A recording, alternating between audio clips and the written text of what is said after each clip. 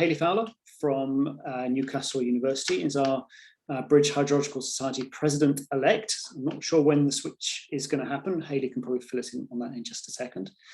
Giuseppe Degan Dieco from University of Bristol is also the BHS early career representative. And Anita Asadullah from the Environment Agency is also on the BHS diversity issues in hydrology subcommittee. So all three of our panelists that we've got here today have, of course, both their own careers, but also some representation and involvement within the BHS. Now, before the panel, before today's session, I posed a question to each of them, which are, what are the challenges and opportunities for early career hydrologists within the climate emergency? So placing the topic of hydrology very much within the here and now in the present context. So I wonder whether perhaps in turn, perhaps starting with Hayley, then Giuseppe, and then Anita, if you can just very briefly introduce yourselves a little more, just say hello, and perhaps in a couple of minutes address that particular question. And then we're going to open it up to questions to everyone else. So Hayley first, please. Okay, right, it seems like you can all hear me. Great. I'm on my phone because I'm having so many technical difficulties this morning. Right, I'm president of the BHS from yesterday, actually, Chris. So welcome, congratulations. At the AGM, so there you go. I'm also a professor of climate change impacts at Newcastle University in the School of Engineering. I did a geography degree at Cambridge and then a master's in water resource systems engineering, and then a PhD in civil engineering at Newcastle, actually, and have stayed there ever since. So I've not moved around, so I'm quite unusual. I mean, there's so many ways you could answer the question that Chris has posed.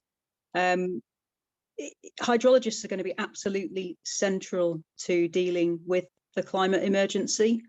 Some of the things that Sean said earlier, really important here. I think in terms of we need to be basically dealing with these extreme events.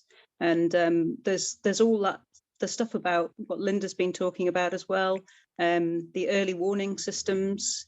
You know, actually the forecasts of these events aren't too bad now. They're pretty good. They've improved substantially, but for whatever reason, those warnings are not getting through to the people that matter, those communities that matter. So I think, you know, there's a lot to be done around communication. There's a lot to be done around hazard warning systems. There's a lot to be done as well around thinking about how do we redesign infrastructure systems to cope with climate change. And as I say, hydrology is central to pretty much everything we do, you know, from generation of energy through hydroelectric power, you know, from obviously we all need water to drink, we all need water to grow food, etc., etc. So it's a big challenge. I think that one of the key things is that we need to think about what science we have now and how do we get that science through into practice much more quickly. There is some need for new science, but I think actually we know a lot already. And we really need to spend the next 10 years in the same way we need to be spending that time reducing our greenhouse gas emissions significantly and developing new technologies for that, which is perhaps something that hydrologists can't do.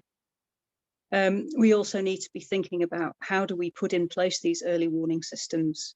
How do we actually improve our infrastructure systems and come up with new design methodologies for coping with climate change, rather than perhaps doing new science at this point. I really do think we need to take a pause and think about that operationalization of the science we already have.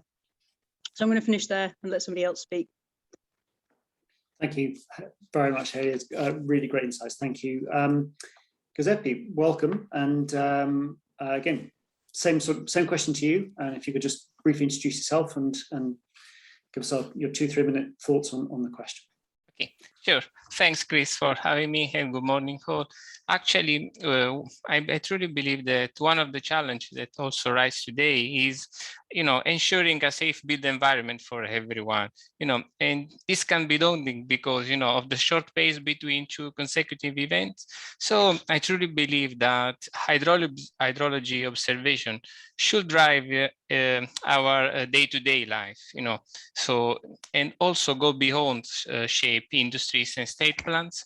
And so I see a great opportunities for young hydrologists with that informing the people on what's going on and what will happen, really, because, and so I will call it hydrology revolution. And this is needed globally, I think, because we have seen in July 2021, for example, that Central Europe was hit, and then China, and now the West US. So it's something, let's say, a revolution that is needed globally. For me, a challenging was, because, for example, infrastructure owners, they have the hazard maps, but they don't integrate this data within their data sets. So one challenge has been the integration of data, so they can have, for example, we integrated river levels data, so they can have a straight view, a straight picture of the flood hazard to bridges. And I will say the future challenges will be to maintain these data systems, actually also to let them be autonomous with the help of machine learning, and effective for time remedial action, because we have a lot of data science. We just need how to use properly and efficiently. Thank you, Giuseppe. Thanks very much. My pleasure. My pleasure. Interesting, and I'm sure will be some questions for you and Hayley and Anita as well in just a second. So I'm just going to skip over to our third panelist, Anita. Again, same question, please, to you, and if you wouldn't mind just briefly introducing yourself to everyone. Great, yeah, thanks. Yeah, I'm Anita Asadullah. I'm the manager of the Flood Hydrology Improvements Programme at the Environment Agency. So we've got £7 million over the next 6 years to try to make some improvements in flood hydrology. So this question, yeah, difficult question, challenges and opportunities. So sort of two main challenges and a little extra third one perhaps that I thought of. The first challenge I've written down as being bold. I think it's come up quite a lot today, that it's really about hydrologists maybe getting out of their comfort zone a little bit and engaging a lot more with end users. We've heard a bit about that through with Sean about different organisations, and with Linda, and again with decision makers. And I would say, even further possibly, looking at policy, government, sort of really having a voice, using it to sort of, influence the kind of wider direction of how these things are done. Because as we've heard, science in itself won't end in action. We're really a small part of a bigger process. So that's a sort of practical one. And then I'd say that a challenge sort of scientifically, I would controversially say maybe not focusing on climate change is the challenge, because I would argue that what we really still need is fundamental understanding of how things are working. If we're going to be able to understand and respond to change, we still really need to understand the system. And I think there is a tendency to look at climate projections and do lots of modelling around that. But I would argue that there's still so many other unknowns in hydrological modelling, and many of those uncertainties may well be larger than the uncertainty around climate change itself. And so that sort of trying to resist the temptation to just focus on climate change projections, if you actually want to address the climate emergency, maybe some of the actual more fundamental science is important. So that's completely at odds with what Hayley was saying. and I will say on that, I think there are lots of new models and new methods and that are coming up a lot, but is there any new understanding within them? Because we can have hundreds and thousands of models, but if they have the same assumptions in them, we're no closer to getting a better answer in many ways. So that's a sort of scientific one. And then I would say probably third one is human psychology. So that, some of these things, these high impact, low probability events, especially surface water, I think trying to plan for them and get people to react and be prepared is just going to be really difficult when, there's so many things to worry about in the world and in life day to day that, finding that space is difficult. Opportunities, I think for hydrologists, most hydrologists I've met are sort of motivated by the same few things, that they love the natural environment.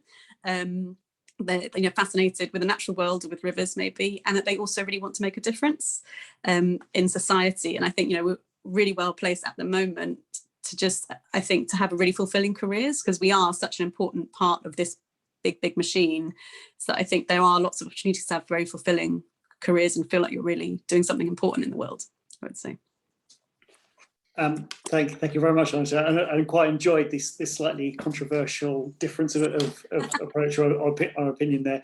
I wonder whether anyone has anything that they would particularly like to say in response either to that particular point, or did any of the points that are just raised by our three panelists. You can either put them in the chat, or you can raise your hands, and we'll come to you.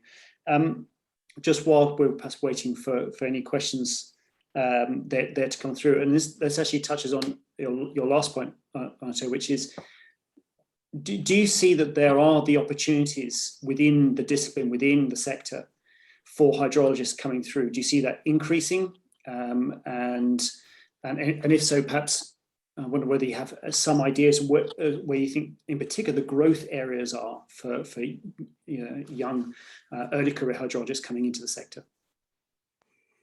Yeah, well, I can speak. So I come from a consultancy background, and I now work for the Environment Agency, and we are crying out for hydrologists at the moment, actually. And there's a real lack of hydrological expertise. So I do think it is really a growth area. I think, there's sort of what's important, and then there's what's funded, isn't there, in the world? And I think floods is really important and is really funded. So in the UK, there's a lot of money in that area. So I think on the flood side, there are lots of opportunities, and that area is a growth area. I think what has yet to be properly funded, but is critical, is going to be the water resources side. So I think right now there probably aren't as many opportunities in that area, but I think that will come to the fore as people sort of realise how serious that situation is in future. But that's, I think, lots of opportunities in the Environment Agency and the consultants that we work with directly, and I do see that growing, especially on the flood side. Okay. Thank you. I'll just leave it open just for a second in case Giuseppe Hayley wants to add anything onto that point. If not, there's a question just in the chat which I'll read through. I truly believe actually we need more hydrologists. Just, to group all the sparse research we have, and also maybe not say also to mentor people or to mentor the wide public on how to use it.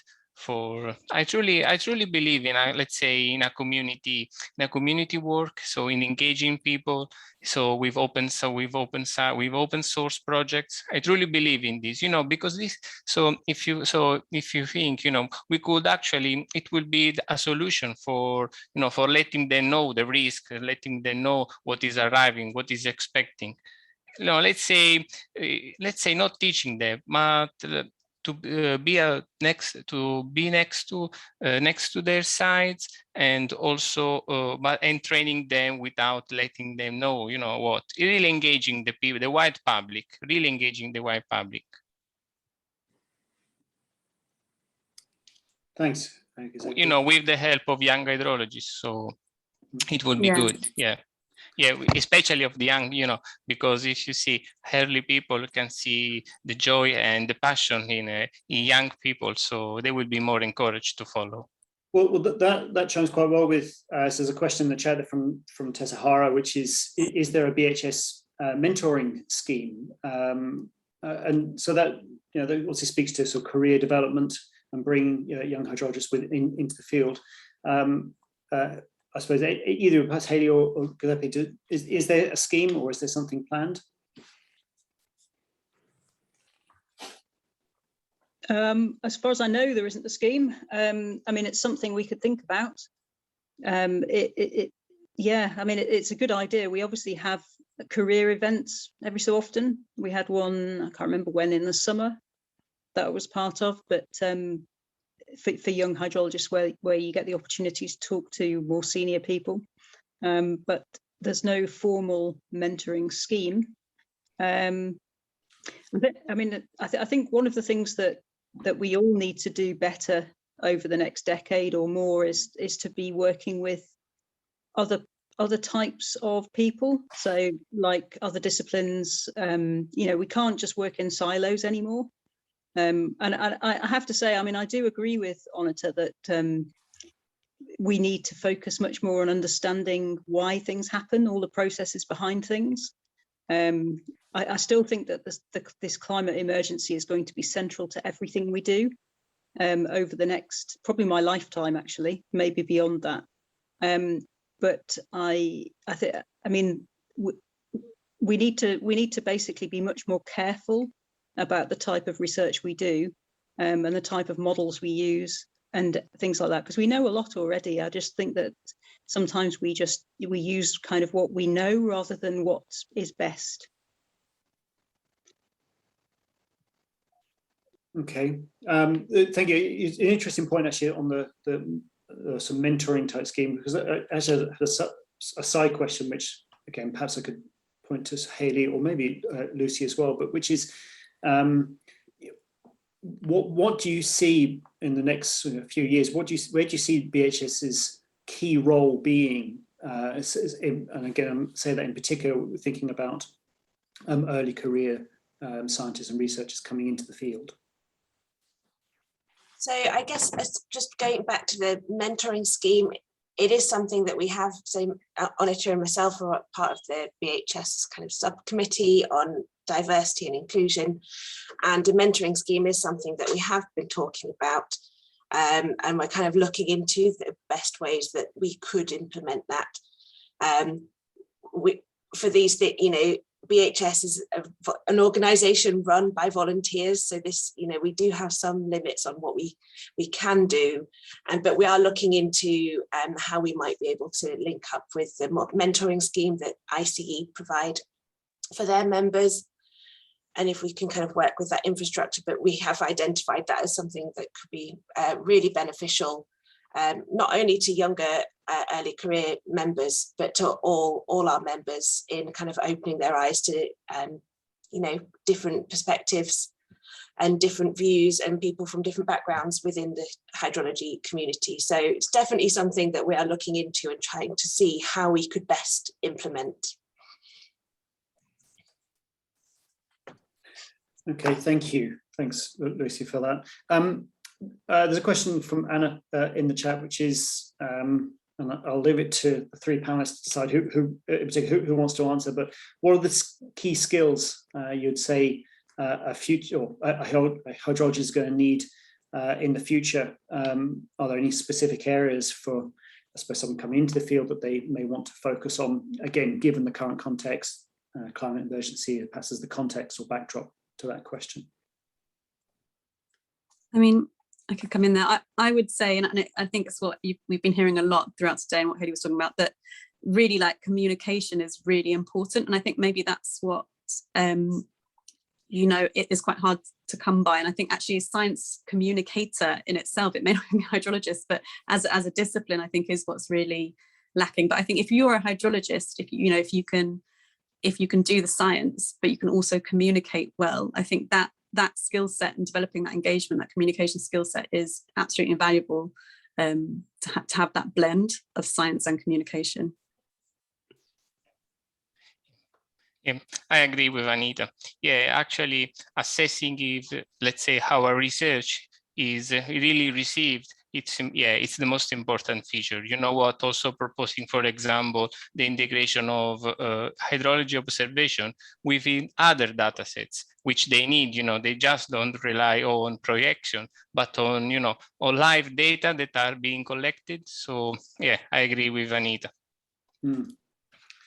Okay, thank you.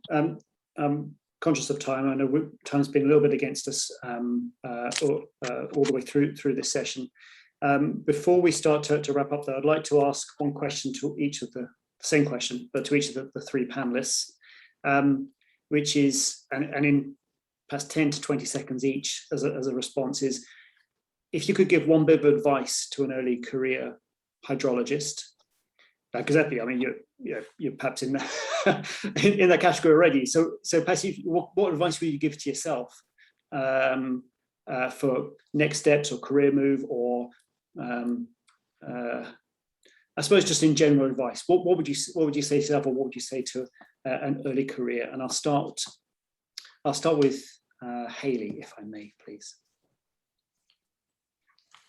Okay. I would take the opportunity, and it's difficult at the moment with COVID, but to network as much as you can and to meet as many different people as you can, from different backgrounds, from different skill set, from practitioners through to academics. I think it's really, really valuable at your stage. And I mean, certainly I went to one of these BHS early career symposia that weren't called Peter Wolf then, when I was first starting out, and the people I met there I'm still friends with now and still network with. So I think that these sorts of events are actually really important, and get your senior academics and supervisors to actually introduce you to the more senior people in the field as well. And as Sean said earlier, don't be scared of saying something stupid, or not contributing to things because you don't think you're senior enough, because I think that sometimes early career people have the best ideas because you're not conditioned to think in certain ways. You've not worked in the field for 20 years. So, don't be scared to contribute. Thanks, Hayley. That's a good response, especially very much echo that point about networking. It's vital, a skill to pick up as you go through. Anita, same question, please. Yeah, I would say, I suppose similar. Try to learn about how hydrology is applied. Try to understand the end point that you'll be sort of working towards. The science will be supporting. Again, yeah, absolutely, all questions are valid. I think it's just, I think we're really crying out for new ideas, new voices, to make hydrology younger and more diverse. So yeah, really put your hand up. Most people won't have thought of it, or often would be thinking it but haven't asked it. So be bold, put your hand up, ask the questions. But then I would also generally say follow your interests. I think if you follow what you're interested in, you'll be good at it. You'll enjoy it, you'll have a good life, and you'll be good at it. So just follow your interests, I would say. Thanks. Thank you, Anita. Thanks very much. Giuseppe, final word from you? Yes, sure, thanks. Actually, I would suggest to engage the public as much as possible without spreading as much as possible the research findings, even with open source projects, really involving, let's say, the people's science, really also starting a people's science within hydrology. Thank you. Thanks very much, Giuseppe. Thanks to all three of our panelists here within that session. Apologies, we're a little truncated with time, but thank you very much. Really wonderful insights and comments from all three of you. Thank you very much. Before I do the final wrap up, Lucy Barker, the BHS Honorary Secretary, just would like to have a quick word, and then I'll do the final bit afterwards. Thanks, Chris. And thanks, everyone. You get a really quick sales pitch from me of why you should join BHS. Not only do you get your quarterly newsletter circulation, keeping up with BHS activities, but people contribute what they're working on, projects that they're interested in, and issues that they want to discuss. You can get reduced rates for meetings when we have in-person meetings again. And there are also conference grants available, including a special fund for attending overseas IASH events. And those tend to be given out to early career members, and those members are kind of given priority over maybe more established members, especially those who have used them before. So yeah, really great opportunities. It's really cheap as well, particularly for students and early career members, £15 a year. And actually, if you do it by direct debit, your first year is free. So it's a really good deal, and you get quite a lot for that small amount of money. But I really want to echo what both Sean and Hayley said, is the people that you meet at BHS events, you will meet them again all throughout your career. So I went to my first BHS Peter Wolf conference in Liverpool in 2015. I still bump into those same people at other, not only BHS events, but EGU, AGU events all over the world. And similarly, we hosted it at UKCEH in 2016 and the one in Bristol in 2017. You see these people again and again, and hopefully you will be able to work with them as well in your career. So you will meet people, and yeah, really good opportunities, and not only that, the early career events, but events for all the membership as well, like the one we'll have next year in Lancaster. So yeah, I really recommend that you join. You can get involved without joining. You can follow us and join us on YouTube, Twitter and LinkedIn.